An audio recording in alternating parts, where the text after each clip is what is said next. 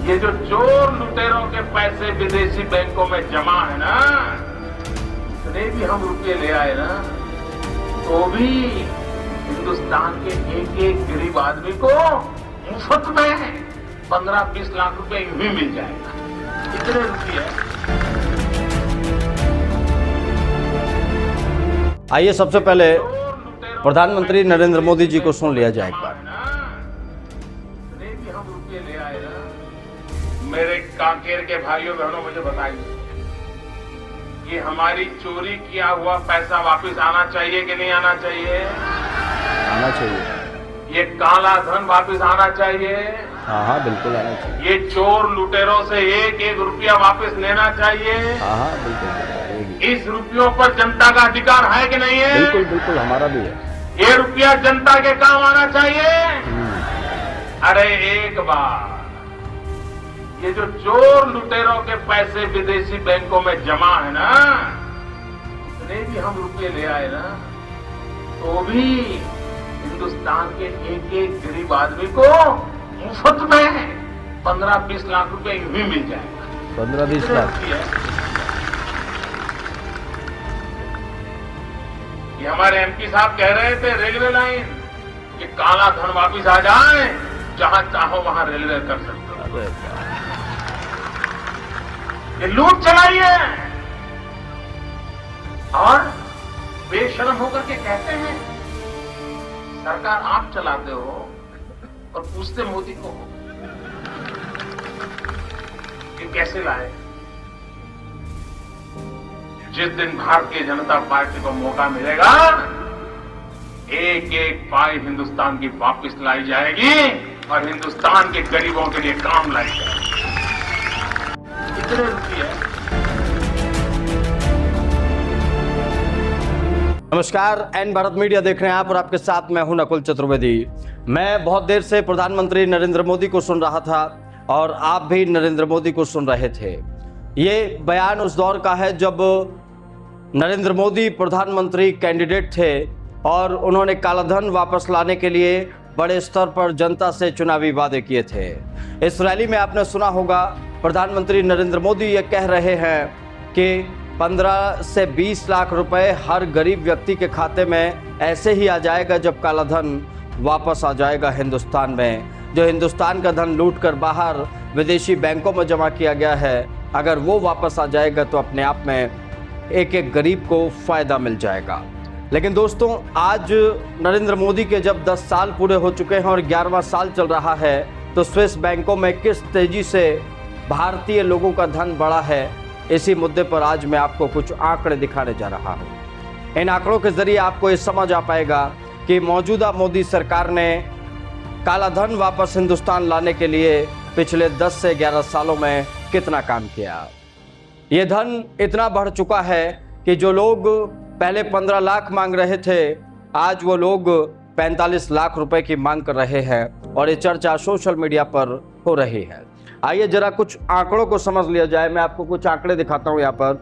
जो 2014 का जो मामला है, 2014 में लगभग 1.22 अरब स्विस फ्रैंक यानी कि 12,000 करोड़ रुपए हिंदुस्तानियों के स्विस बैंक में जमा थे।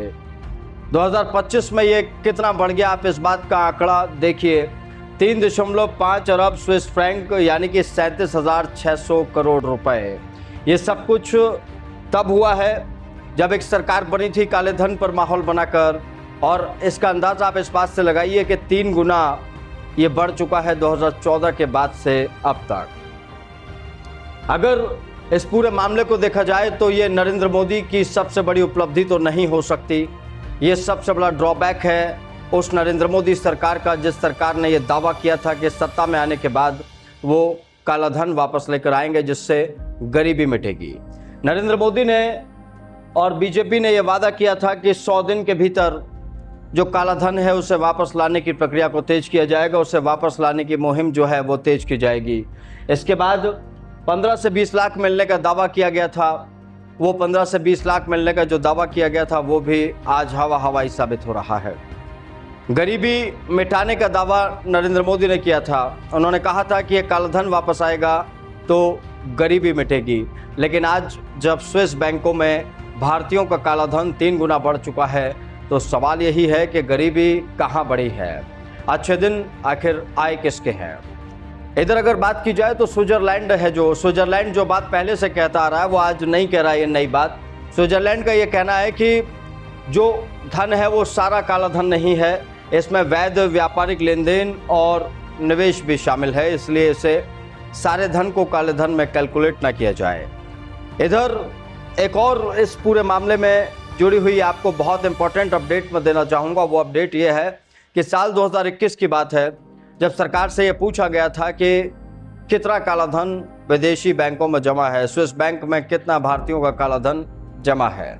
उस दौर में सरकार ने कह दिया था कि उसके पास इसका कोई आधिकारिक आंकड़ा नहीं है, जिसके बाद बहुत सवाल उठाए गए थे सरकार पर, धरना प्रदर्शन भी हुए थे। विपक्षी दलों ने ये भी पूछा था कि 15 लाख कब आएंगे। अब छोड़ दीजिए 15 लाख रुपए की बात को, छोड़ दीजिए गरीबी मिटाने की बात को, छोड़ दीजिए उस बात को जो बात नरेंद्र मोदी ने प्रधानमंत्री बनने से पहले कही थी।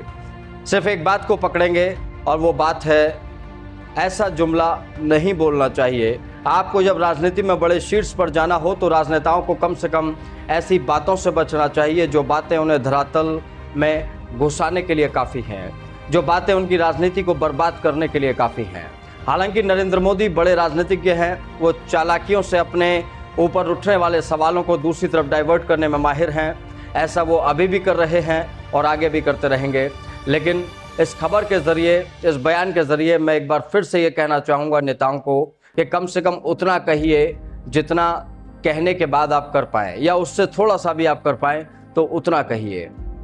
क्योंकि जब एक पत्रकार ने 2014 के चुनाव से पहले सवाल पूछा था नरेंद्र मोदी से कि कहीं ये ऐसा सपना तो नहीं है जो वाकई में टूट जाएगा, जो आप ऐसी उम्मीद जगा रहे हैं जो कभी पूरी नहीं होगी, तब भी नरेंद्र मोदी ने खुलकर कहा था कि ऐसा नहीं है, चर्चा है, बहुत सारा काला धन है, और जब हमारी सरकार बनेगी, अभी तो सरकार उनकी है, जब सरकार बनेगी तो हम इसके लिए कमेटी भी बनाएंगे और लाने की कोशिश भी करेंगे। तो आज मैं देश के प्रधानमंत्री से कहना चाहूँगा कि प्रधानमंत्री नरेंद्र मोदी जी, आपने जो एक विश्वास जनता को दिलाया था, जो काला धन का जिक्र आपने बार बार किया था, वो काला धन आज स्विस बैंकों में बढ़ चुका है। और अगर काला धन स्विस बैंकों में बढ़ रहा है, 3 गुना बढ़ चुका है आपके कार्यकाल में, तो ये कहीं ना कहीं आपकी राजनीतिक जो मजबूती है उस पर भी सवाल उठाता है। फिलहाल मेरे साथ इतना ही, लेकिन इस खबर में आप क्या सोचते हैं, क्या है आपकी राय, आप हमें कमेंट बॉक्स में ज़रूर बताएं। नमस्कार। ये जो चोर लुटेरों के पैसे विदेशी बैंकों में जमा है ना, इतने भी हम रुपये ले आए ना, तो भी हिंदुस्तान के एक एक गरीब आदमी को मुफ्त में 15-20 लाख रुपए यूं ही मिल जाएगा। इतने रुपये